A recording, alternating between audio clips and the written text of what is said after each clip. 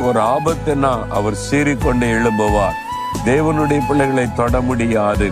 உன்னை தொடுகிறவன் அவருடைய கண்மணியை தொடுகிறான்னு சொல்லப்பட்டிருக்குல்ல, அந்த மாதிரி நம்மை பாதுகாக்கிற ஒரு நல்ல தேவன் இருக்கிறார். பிறகு எதுக்கு நீங்க பயப்படணும்? ஒண்ணும் பயப்படாதங்க. நீங்க வசிக்கிற இடம், வேலை செய்கிற இடம், நீங்கள் ஊழியம் செய்கிற இடத்துல உங்களுக்கு ஆபத்து விளைக்கக்கூடிய பொல்லாத மனிதர்கள் எழும்பினாலும் தேவன் உங்களை பாதுகாப்பார்.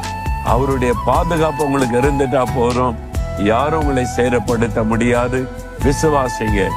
என்னோட கூட என்னை பாதுகாக்கிற என் ஆண்டவர் இருக்கிறார், என்னை பாதுகாப்பார் என்று விசுவாசத்தோடு சொல்லுங்க. ஆண்டவரே, என்னை பாதுகாக்கும்படி என்னோடு நீர் இருக்கிறதற்காக உமக்கு ஸ்தோத்திரம். கண்ணின் மணியை போல என்னை பாதுகாக்கிறீர்.